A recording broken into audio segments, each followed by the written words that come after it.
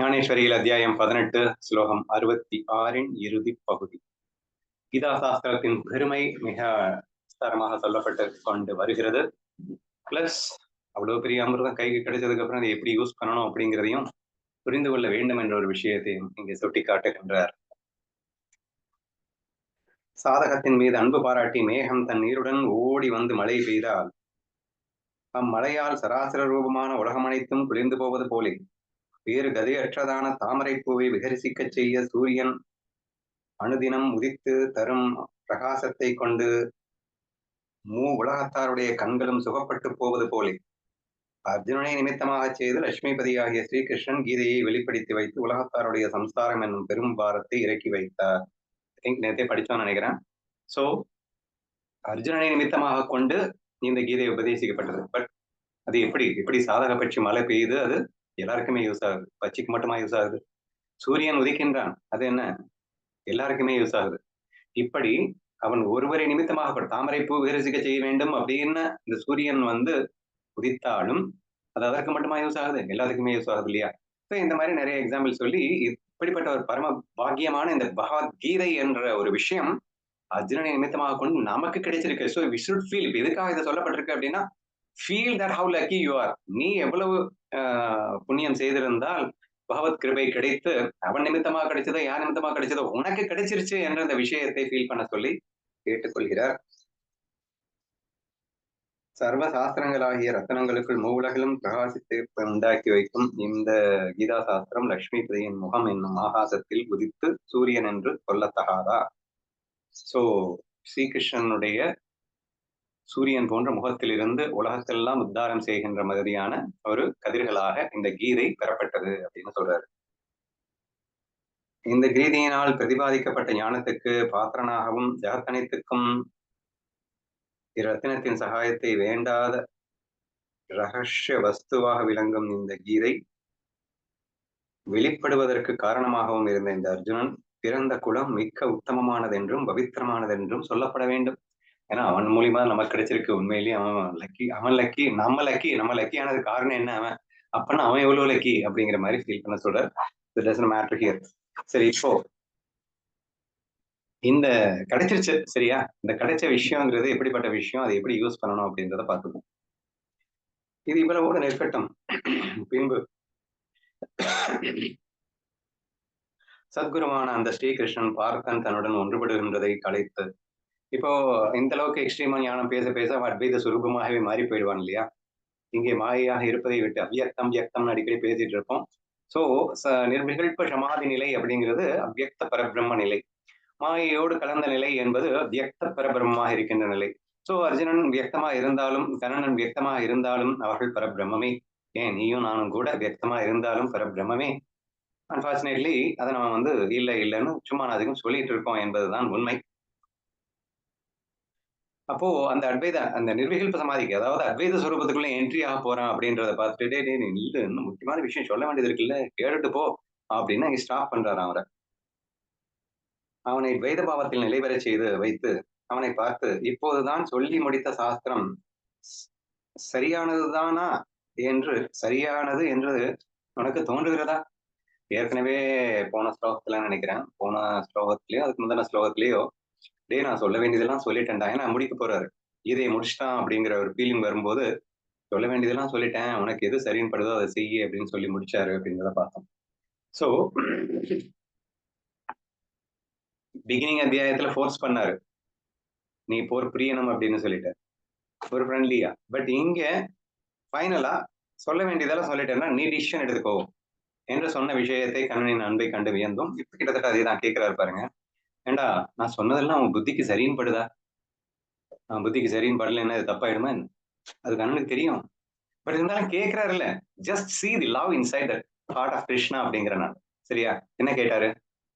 இவ்வளவு நேரம் நான் பேசுனதெல்லாம் உனக்கு சரின்னு படுதா? என்ன ஒரு வாஞ்சை, என்ன ஒரு அன்பு என்று வினவினார். அதற்கு அர்ஜுனன், தேவரீர் கிருபையால் இது சரியானது என்றே எனக்கு தோன்றிற்று. கண்டிப்பா உங்க கிருபையில எனக்கு எல்லாம் புரிஞ்சிருச்சு, எனக்கு சரின்னு தான் படுது, தப்புன்னு எல்லாம் படல அப்படிங்கிறாங்க என்று உத்தரம் கொடுத்தான்னு பதில் சொன்னான். அதற்கு மேல் பகவான் பின்வருமாறு சொன்னார். புதைந்து கிடக்கும் பெருத்த நிதி கைக்கு கட்டும்படியான பாக்கியம் ஒருத்தனுக்கு கிடைத்து விட்டாலும் அதை அவன் அடையா ஒருவன் அந்த பாக்கியம் படித்தவனாக ஒருவன் இருந்து அதை அவன் அடைந்தும் விடலாம். ஆனால் கைக்கு கிடைத்த நிதியை சரியாக புசிக்கும் வகை தெரிந்து கொண்டிருப்பது மிக அருமையாக இருக்கின்றது. பயங்கரமான பொக்கிஷம், பயங்கரமா கஷ்டப்படுற ஓகே கடைசியில கிடைச்சிருச்சுப்பா. ஆஹா ஓகனு கஷ்டப்பட்டு கடைசியில கிடைச்சிடுச்சு. கிடைச்சா மட்டும் போதாதுரா, அந்த பொக்கிஷத்தை அந்த அந்த பாக்கியத்தோட உனக்கு பொக்கிஷம் கிடைச்சிருச்சு. How you are going to use it, அதை எப்படி நீ பயன்படுத்த போகிறாய் என்ற வகை தெரியாமல் போனால் செத்து போயிடுவடா. சோ கீதைங்கிறது மிகப்பெரிய பொக்கிஷம் தான், யார் இல்லைங்கள. பட் அப்படிப்பட்ட ஒரு பொக்கிஷம் இப்போ உனக்கு புரிஞ்சும் போயிடுச்சுன்ட்டு சரியா, அப்போ கைக்கு கிடைச்சிருச்ச மாதிரிதான்.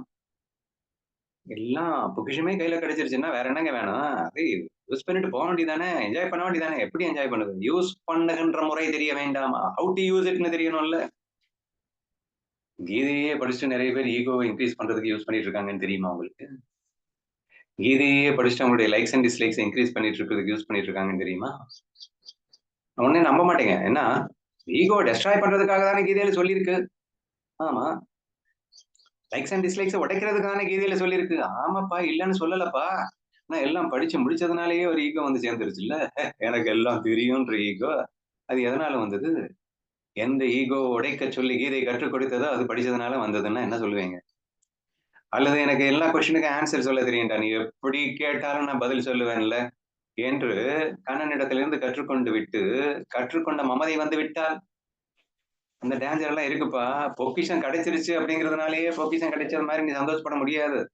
the way you use it is very very important அப்படிங்கிறத இங்க சுட்டி காட்டுறாரு பாருங்களேன் அழகா.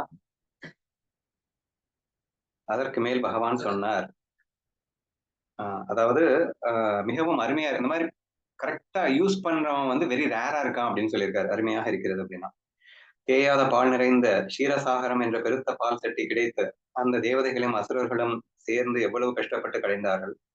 அப்படிப்பட்ட சாகசமான காரியம் கூட நிறைவேறி அதன் பலனாகிய அமிர்தமும் கிடைத்துவிட்டது. அதற்கு பின் கிடைத்த வஸ்துவின் பிரயோஜனத்தை தவறி போக விடாமல் காப்பாற்றிக் கொள்ள வழி தெரியாமல் போய் சாவற்ற நிலையை சம்பாதித்துக் கொள்வதற்கு தேடிக்கொண்ட பொருளே ராகு என்ற அசுரன் சாவதற்கு காரணமாயிற்று. இந்த கதை எல்லாருக்கும் தெரிஞ்ச கதை தான். இன்னொரு கதையெல்லாம் அவர் சொல்லியிருக்காரு, அந்த கதை எனக்கு தெரியாது. இந்த கதையில நமக்கு நான் தெரிஞ்ச வரைக்கும் சொல்றேன்.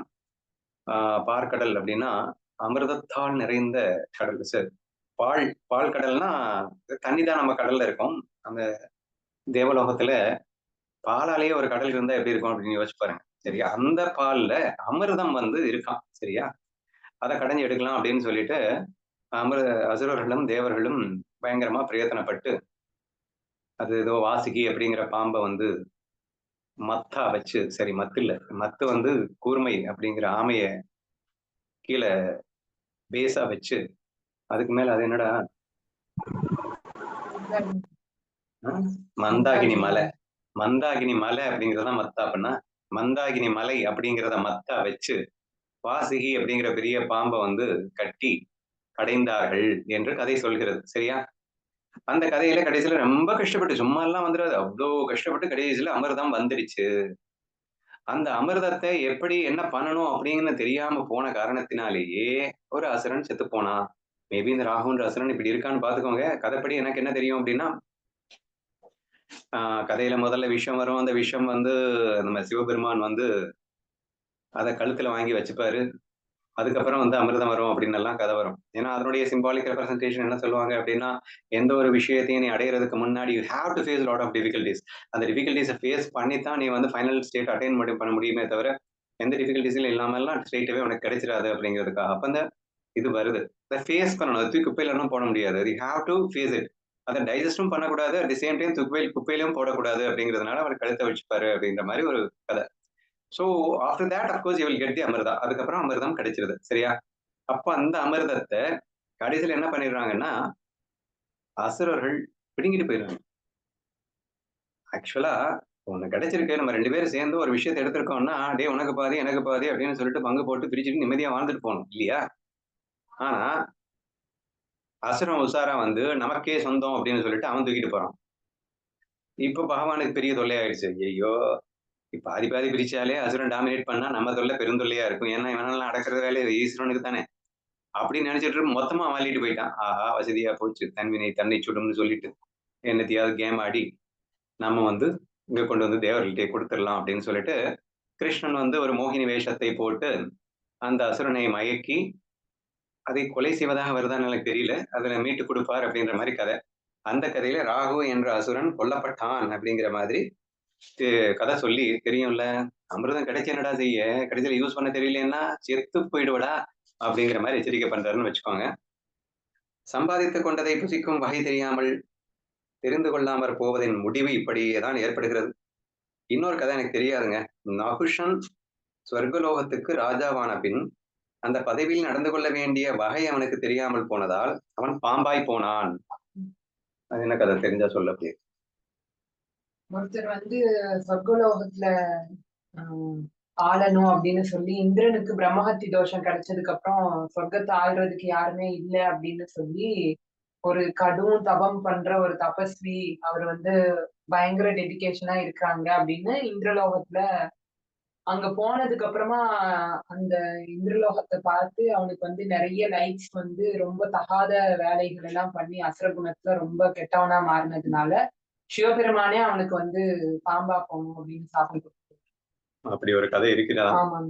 பெரிய கதை சொல்லப் போறேன்னு நினைச்சேன். அவர் சொன்னதே தான் இல்ல. சொல்லியிருக்கார். சரியா? ஒரு தபஸ்வி ஒருவருக்கு அந்த வாய்ப்பை கொடுத்தான் கொடுத்தான் இறைவன். ஆனால் அவர் சரியாக பயன்படுத்தாத காரணத்தினால், டோட்டலா கீழ இறங்க வேண்டியதாயிடுச்சு. அந்த மாரிடா அவன் வந்து கீதை தவம் பண்ணி கேட்டுட்டே இருப்பான். இந்திர பதவி ஆமா, வேணும்னா, ஆமா. சரி என்ன கேட்டு என்னது இந்திர பதவி கிடைச்சும் பிரயோஜனம் இல்ல. So we have to use it in a right way அப்படிங்கிறது எவ்வளவு இம்பார்ட்டன்ஸ் புரியுதா? கீதைங்கிற பொக்கிஷன் சாதாரண விஷயமாங்க. உங்களுக்கு தெரியுமா தெரியாதான்னு எனக்கு தெரியாதுங்க. டெய்லி காலையில 1 மணி நேரம் ஞானேஸ்வரி பாட்டு அப்படின்னு சொல்லிட்டு நான் வந்து டெய்லி இங்க கேட்டுட்டு இருக்கேன். 1 மணி நேரத்துல you won't imagine first half an hour most of the டேஸ்ல நான் சொல்றேன். மோஸ்ட் ஆஃப் தி டேஸ்ல first half an hour will be devoted to explain the power of Gita. அதாவது இது எவ்வளவு பெரிய பொக்கிஷம் என்று சொல்வதற்காக மட்டுமே 1/2 மணி நேரம் எடுத்து பாருங்க அவரு. நம்ம மகாராஜ் வந்து எடுத்த உடனே கீதா சாஸ்திரத்தின் பெருமையை வர்ணிப்பாரு, வர்ணிப்பாரு, வர்ணிப்பாரு, வர்ணிச்சுக்கிட்டே இருப்பாரு. ஒரு நாள் வர்ணிச்சா பரவாயில்லங்க. Every day most of the days இந்த பகவத்கீதை ஞானேஸ்வரி புரட்டின உடனேயே அவ்வளவு பெரிய பொக்கிஷன்டா. அப்படிப்பட்ட பொக்கிஷம் எவனுக்குமே கிடைக்காது. பல ஜென்மத்துல நீ புண்ணியம் பண்ணியிருக்க. அதனால நீ இப்போ உட்கார்ந்து இங்க கேட்டுட்டு இருக்க. இதெல்லாம் சாதாரணமா நினைச்சிடாத என்ற இந்த விஷயத்தோடு ஒவ்வொரு நாளும் அவர் பேசுகின்ற ஒரு விஷயம் தான். இங்க கண்ணனே அவனே பேசிட்டு இருக்கான். தான் எழுதிய கீதையில் அவனே சொல்றான்.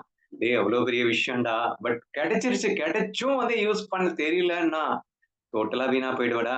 சோ அத சொல்லணும்ல. சோ இப்போ அத சரிவர பயன்படுத்துவது எப்படி அப்படிங்கிற அந்த விஷயத்துக்குள்ள அவர் சரியா பயன்படுத்தணுங்கிற விஷயத்த சொல்லிட்டு இருக்காரு. இப்போ கடைசியா அந்த நகுஷன் என்ற ஒரு தபஸ்வி இருந்தார். இந்திர பதவிக்கு ஆசைப்பட்டார். கிடைத்தது. ஆனால் சரியாக பயன்படுத்த தெரியாததனால் அவன் பாம்பாக போக வேண்டும் என்று சபிக்கப்பட்டான் என்ற ஒரு கதையையும் நீங்கள் பார்க்கிறீர்கள். சரியா? என்று உலகத்தை நீ வெகு புண்ணியங்களை செய்திருந்ததால் நீ இன்று இந்த உத்தம சாஸ்திரத்தின் உபதேசத்தை அடைய பெறுகிறாய். புரியுதா? அதான் கொஞ்ச நேரத்துக்கு முன்னாடி சொன்னேன். பல ஜென்மங்களாக செய்த புண்ணியத்தின் விளைவாக இன்று நாம் கீதையின் சாஸ்திரத்தை கேட்க பெற்றோம் அப்படின்னு சொல்லிட்டு. சோ நீ இன்று இந்த உத்தம சாஸ்திரத்தின் உபதேசம் அடைய பெற்றாய். ஆனால் இந்த சாஸ்திரத்திற்கு சொல்லிய உபாயங்கள் அனுஷ்டிக்கும் விஷயத்தில் சம்பிரதாயம் it's very important point. Next ஒரு முக்கியமான விஷயத்த சொல்றாரு. சம்பிரதாயம். சம்பிரதாயம்னா என்ன? குரு பரம்பரா அப்படின்னு ஒண்ணு இருக்கு. இது ஆதி காலத்திலிருந்து இந்த மாதிரியான ஒரு பெரிய பொக்கிஷம், இந்த கீதைங்கிற பொக்கிஷம் அல்லது ஞானம்ங்கிற பொக்கிஷம். இந்த பொக்கிஷத்தை வந்து குரு பரம்பரையின் வாயிலாகத்தான் இதை அனுபவிக்க வேண்டும் என்பது இந்த சாஸ்திரம் சொல்லிக் கொடுக்கக்கூடிய ஒரு விஷயமாக இருக்கிறது.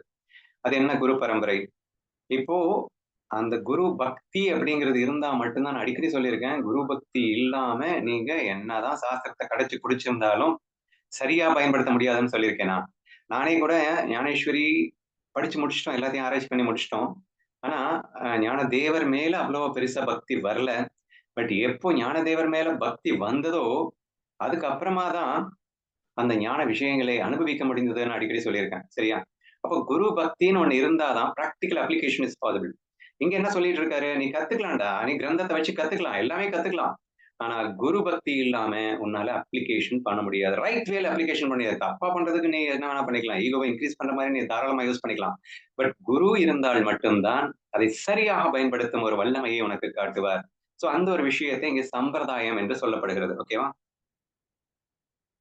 ஆதிகுரு தன் சிஷ்யனுக்கும், அந்த சிஷ்யன் பின்பு குருவாய் அவனுடைய சிஷ்யனுக்கும் இப்படியே ஒரு பரம்பரையாக தேர் நின்று கற்றுக் கொடுக்கப்பட்டதாகவும், கிரந்தங்களில் எழுதப்படாதவையாகவும் இருக்கும் விஷயங்கள். அதாவது கிரந்தங்கள்ல இல்லாத விஷயத்தையும் அவர்தான் கற்றுக் கொடுக்க முடியும். என்ற சம்பிரதாயம் ஒன்று ஏற்பட்டிருக்குமோ, அதை தெரிந்து கொண்டு அந்த சாஸ்திரத்தில் சொல்லியிருக்கும் பல உபாயங்களையும் நீ சரியா அனுஷ்டிக்க வேண்டும். அந்த சம்பிரதாயத்தை தெரிந்து கொள்ளாமல் உபயானுஷ்டானத்தினால் இறங்குவாயேயானால், அமிர்த தனம் பாற்கடலை கடைந்தது. ராகு என்ற அசுரனுக்கு என்ன பலனை கொடுத்ததோ, அதே பலன் உனக்கும் கிடைக்கும். குரு பக்தி இல்லாம, அந்த சம்பிரதாயப்படி இல்லாம, நானும் படிச்சுட்டேன், எனக்கு எல்லாம் தெரிஞ்சு போயிடுச்சு அப்படின்னு சொல்லிட்டு நீ யூஸ் பண்ண ஆரம்பிச்சேன்னா, இந்த கதையில ராகுன்ற அசுரன் கடைசியில என்ன கதி ஆனானோ அந்த கதி ஆயிடுவேன். என்ன சொல்றாருன்னா சிம்பிளா செத்து போயிடுவடா அப்படிங்கிறாரு. சரியா? உத்தமமான ஒரு பசு கிடைத்திருந்த போதிலும், அதனிலிருந்து பாலை கறந்து கொள்ளும் வகையை தெரிந்து கொள்ள வேண்டியது அவசியம். சோ பசு கிடைச்சிருச்சு. ஆனா பால் கறக்க தெரியலன்னா, பொக்கிஷம் கிடைச்சிருச்சு. யூஸ் பண்ண தெரியலன்னா, கீதை சாஸ்திரம் கிடைச்சிருச்சு. அதை யூஸ் பண்ண தெரியலன்னா, திஸ் இஸ் தி வே.